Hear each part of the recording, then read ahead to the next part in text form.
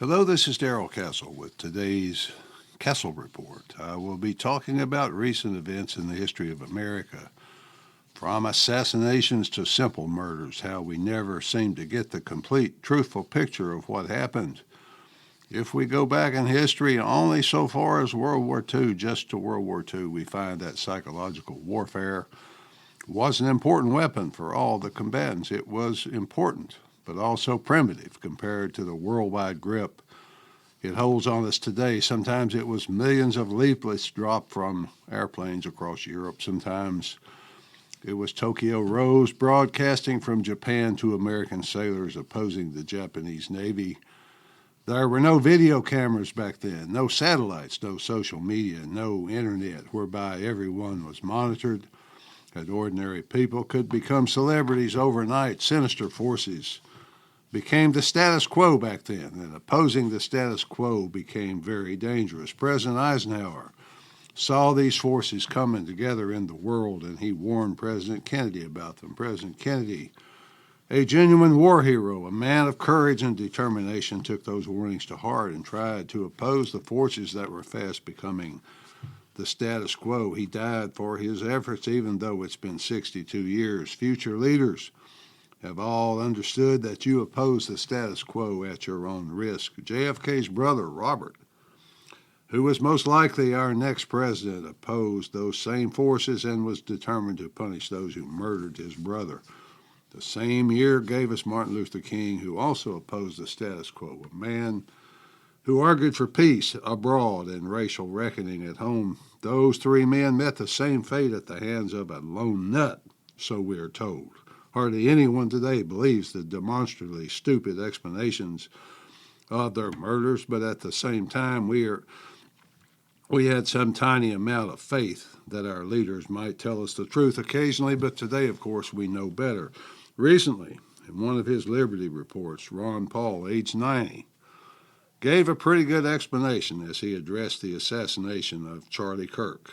Quote, "The turbulent 1960s saw several killings of major U.S. figures, including JFK, RFK, and Martin Luther King, who were challenging the status quo and pushing for a shift away from the Cold War confrontationist mentality. The real assassins of those peace leaders from the last century were nihilists who did not believe in truth. They only believed in power, the power that comes from the barrel of a gun. Rather than compete in the marketplace of ideas, they preferred to snuff out any challenges and therefore decapitate any possibility that our country could take a different course," end quote. There were many other assassinations, of course, during that same time frame. Those of us who lived through it wondered what became of us. But then, as usual, it got worse.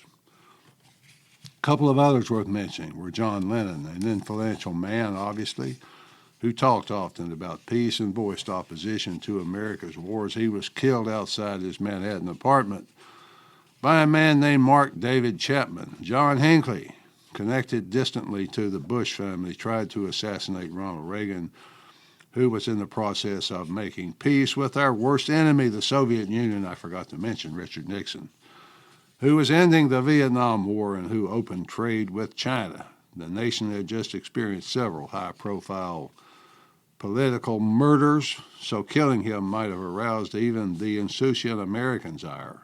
Nixon didn't have to be assassinated because we had people who could false flag him and politically assassinate him.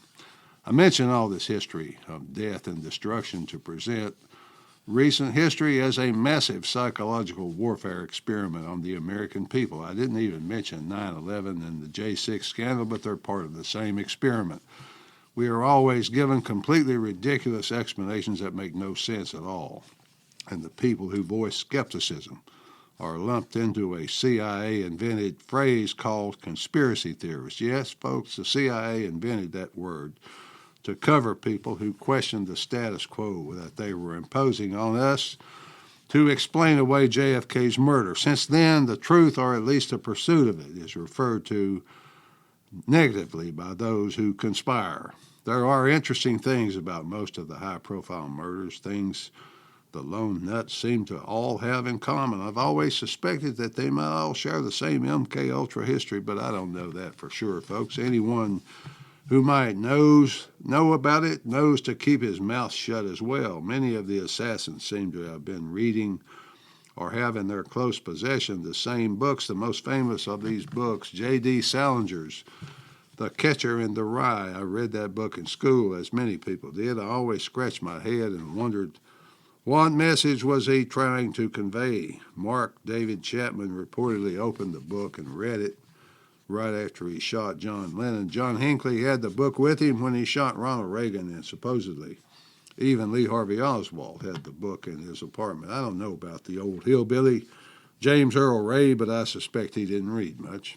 I do wonder, though, if Tyler Robinson was reading that book, but I suppose we will never know for sure. We will never know the truth about anything the government does because it's been and still is conducting a Psyop, a psychological operation on behalf of others. Who or what are the others? Well, if we knew that, it might be possible to change course, but somehow anyone who tries to find out has a way of ending up dead.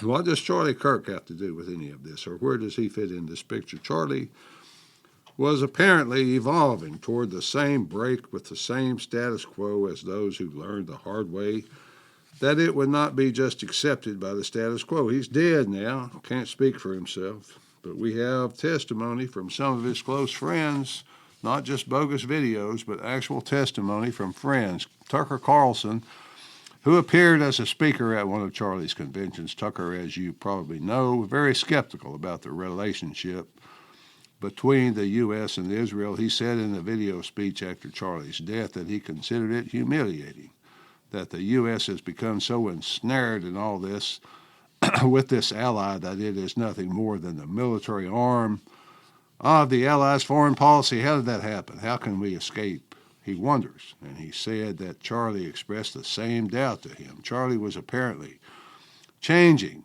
from simply signing off on whatever President Trump wanted for U.S. foreign policy. Supposedly, he personally, that is, Charlie personally, went to the White House to urge President Trump to resist the pressure to attack Iran, but he was rebuffed.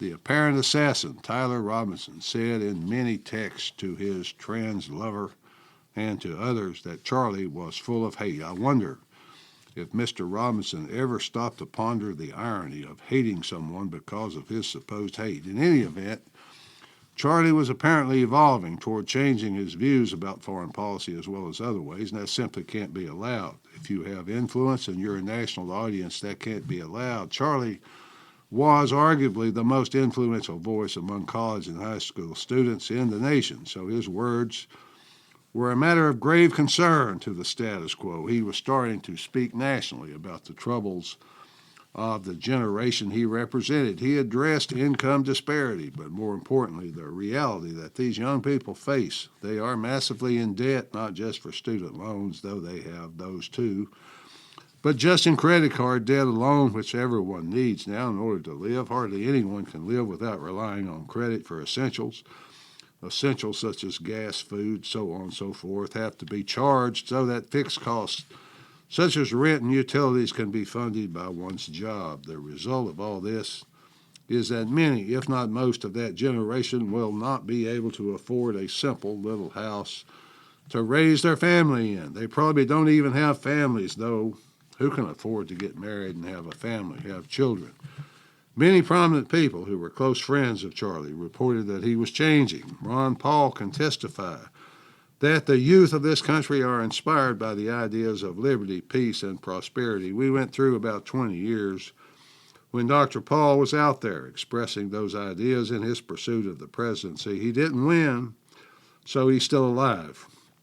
Tucker told of Charlie's visit to the White House and his expression of doubt about Israel's war in Gaza and what it is doing to so many people. Charlie was under intense pressure to cancel Tucker from his speaking at his programs. Tucker offered to decline the invitation, but Charlie said, no, the issue's too important, so go ahead. The Friends of Israel were the ones pressuring Charlie. He lost a great deal of funding of his nonprofit because of his inviting Tucker to speak. Well-known conservative podcaster Candace Owens, close friend of Charlie's, stated on one of her programs the other day that Charlie was undergoing a spiritual crisis and was turning away from his past embrace of militarism in favor of America First non-interventionism, particularly regarding current problems in the Middle East. In conclusion, folks, was Charlie murdered directly through a lone nut or indirectly through clever use of a lone nut by powerful forces who could not tolerate such a shift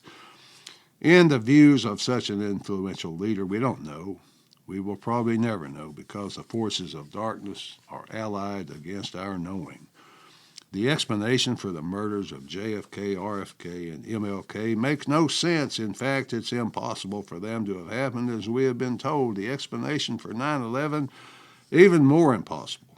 But we are supposed and expected to believe those explanations. We are considered to be very strange and weird if we don't believe them. Some people, when belief supports their political views, and they disbelieve when they don't.